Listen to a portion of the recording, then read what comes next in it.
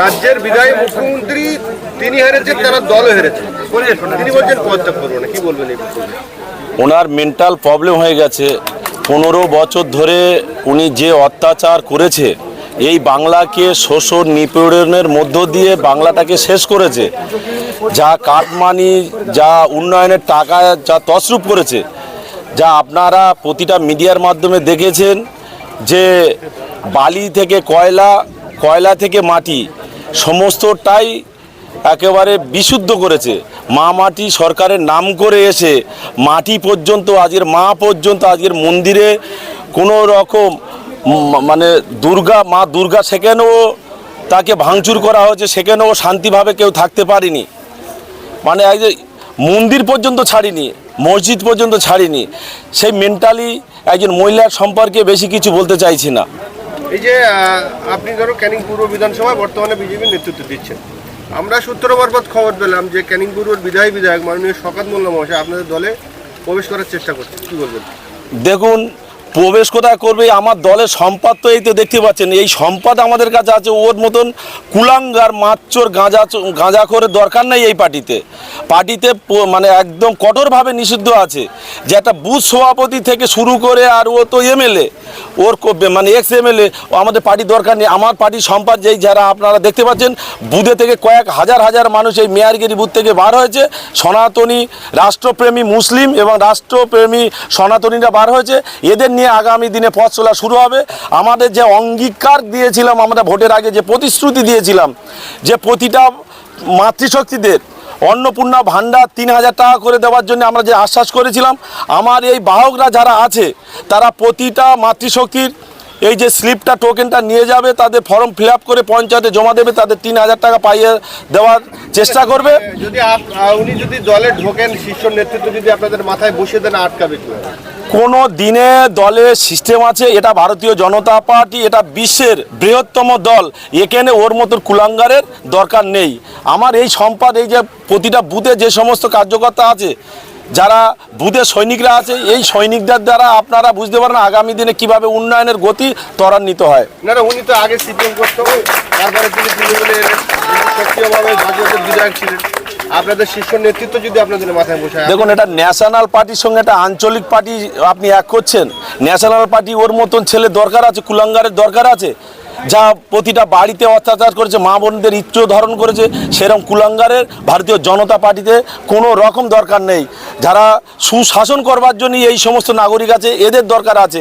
যারা ওদের দ্বারা বঞ্চিত হয়েছে, লাঞ্ছিত হয়েছে, যারা সমাজ গঠনের গণতন্ত্র প্রক্রিয়া জবাব দেওয়ার জন্যে আমার এই জনগণ উপস্থিত আছে, এদের দ্বারা আগামী দিনে এই সুশাসন প্রতিষ্ঠিত হবে। শুধু শওকত মোল্লা নয়, তানার অনেক অনুরাগী বা তানার দলের অনেকের উপরে অনেক মানুষ তারা এখনো রয়েছে, সেই সব লোকগুলো যদি আপনার দলে আসে, নেবেন কি তাদের? কাউকে জায়গা নেই, বুথ সভাপতি থেকে সাধারণ বুথ সভাপতি থেকে আর পঞ্চায়েত থেকে পঞ্চায়েত সমিতি পর্যন্ত যে সমস্ত পদাধিকারী আছে, কোনো তাদের জায়গা নেই। এটা আমাদের রাজ্য প্রেসিডেন্ট শ্রমিক ভট্টাচার্য জানিয়ে দিয়েছে। সেই অঙ্গীকার, তার গাইডলাইন মেনে আমরা আগামী দিনে চলবো। আর বাংলা মাইল দামাল ছেলে শুভেন্দু অধিকারী মহাশয়ের নেতৃত্বে আমরা চলবো আগামী দিনে। ক্যানিং পূর্বে বিধানসভায় জনতা পার্টি ভারতে আমি এক কর্মী, বহুদিন এই মেয়ারঘেরি 164, 63, 65 বুথে কর্মী হিসেবে কাজ করে গেছি। এই গ্রামে আমার হিন্দু মা বোনেদের এত হারে অত্যাচার করে গেছে।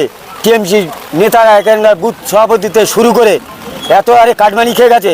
আমি ভারতীয় জনতা পার্টির কাছে অনুরোধ করব, যা যে কাটমানিগুলো খেয়েছে, সেই কাটমানিগুলো যেন আমাদেরকে ফেরত দেওয়া হয়। নাই 9 তারিখের পরে কিন্তু আমরা অন্য ব্যবস্থা নেব। যদি তৃণমূলের যেসব নেতারা কাটমানি নিয়েছেন, সেই সব নেতারা যদি আপনাদের দলে আসেন, কোনো মত আমরা সহযোগিতা নেব না, কোনো ঠাঁইও দেব না। বামপন্থী রাজনীতি করছেন, বর্তমানে ডানপন্থী অর্থাৎ বিজেপি রাজনীতিতে আসতে চলেছেন, কি বলবেন? আমি বামপন্থী করতাম 2011 সাল থেকে আমরা বসে আছি, এবং বিভিন্ন রকমের চক্রান্ত, আমাদের অর্থনৈতিক, আমার বাজারের দোকান আছে, সেখান থেকে বহু টাকা নিয়েছে। আমাদের জমি জায়গায় ফেলাক মেরে সেখান থেকেও টাকা নিয়েছে। আমি ভেবে চিনতে সিদ্ধান্ত নিয়েছি ভারতীয় জনতা পার্টিটা করব, এবং আগামী দিনে পার্টির যে নির্দেশ মতো, মানে যা ল আছে সেই ল বা গাইডলাইন মেনে এই পার্টিটা করবো বলে সিদ্ধান্ত নিয়েছি। আর গুরুত্বপূর্ণ দায়িত্ব পেলে যারা থেকে ধরেছে- আমি এখানে বলতে চাইছি যারা 15টা বছর মানুষের নির্যাতিত মা বোনদের ধরন থেকে শুরু করে যারা এইসব টাকা পয়সা লুটপাট করেছে, আমরা তাদের প্রথম সারিতে আমি যারা নেতৃত্ব আছে বিজেপির সেই নেতৃত্বের কাছে অনুরোধ করব তারা যেন প্রথম সারিতে যেন কোনো নেতৃত্ব যেন না পায়, এবং যারা পিছিয়ে পড়া নির্যাতিত তারা আগিয়ে এসে তারা এই পার্টিটার হাল ধরুক, ভারতীয় জনতা পার্টির। এইটা আমার পক্ষ থেকে এটা আমি চাইছি। না, আমরা ভারতীয় জনতা পার্টি 2019 সাল থেকে মোদিজির যে কাজ করবার ভালো লেগেছে, সেখান থেকে 2019 সাল থেকে আমরা ভারতীয় জনতা পার্টি সক্রিয়ভাবে করছি। আপনি তো আগে সক্রিয় তৃণমূল কংগ্রেস এবং পুরনো তৃণমূল ছিলেন, না। সেই জায়গা থেকে সেই দল থেকে আপনি হারিয়ে গেলেন কি? না, আমরা হারিয়ে গেছি। সিপিএমের যে হারমার যখন দলে ঢুকেছিল, যখন এমএলএ টিকিট পেয়েছিল শওকত মোল্লা, তারপর থেকে আমরা পিছিয়ে গেছি যে আমাদের দ্বারা অত এই দলের আর প্রয়োজন নেই।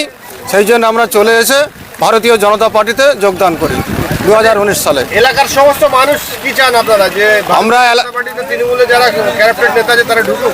না, আমরা তৃণমূলের একজন হারমাতকে এই দলে রাখবো না, এটা আমাদের মোদিজি যেমন গ্যারান্টি দিয়েছে। আমরা মোদিজি সৈনিক, আমরা শুভেন্দু অধিকারী সৈনিক, তারা যে নির্দেশ দেবে সেইভাবে চলবো।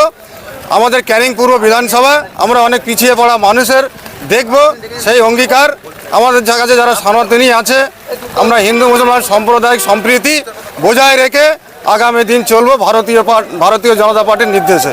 ভারতীয় জনতা পার্টিতে যেখানে তৃণমূলের গড় ক্যানিং পূর্ব বিধানসভা, এই জায়গাতে দলে দলে লোক ভারতীয় জনতা পার্টিতে আসছে, কি বলবেন?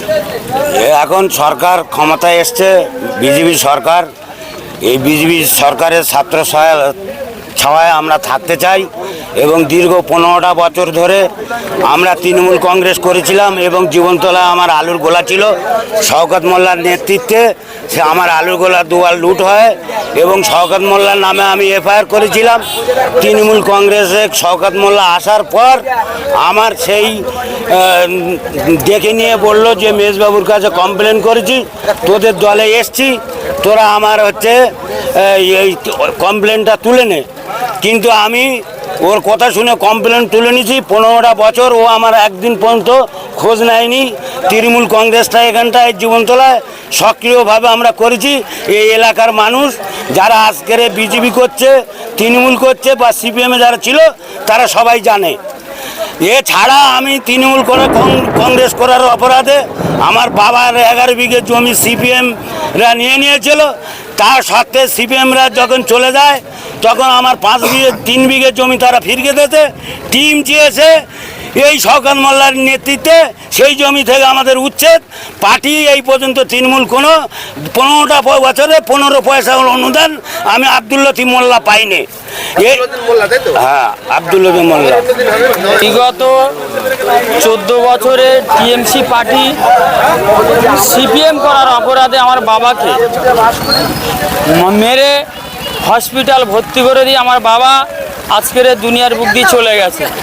1 বিঘে জমি আমার কেড়ে নিয়েছে ওই শওকত মোল্লা, ওই মোক্তার শেখ, ওই ছাইবুদ্দিন শেখ, ওই জিন্নাত শেখ, এবং ওই হারবাদ বাহিনীরা এখনও যদি সেই বিজেপিতে এসে সেই যদি তাণ্ডব চালায়, সেই যদি তোলাবাজি করে, ওদের মতো কুখ্যাত হারবাদ বাহিনীদের আমাদের আর দরকার নেই।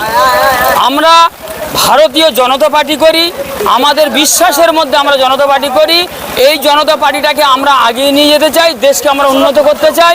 মা বোনেদের লক্ষ্মীর ভাণ্ডার বাদ দিয়ে যে 1,500 টাকা করে দিচ্ছিল মমতা ব্যানার্জি, আমরা সেটাকে অন্নপূর্ণা ভাণ্ডারকে 3,000 করে, এবং যুব সমাজটাকে আমরা আগিয়ে নিয়ে যেতে চলেছি।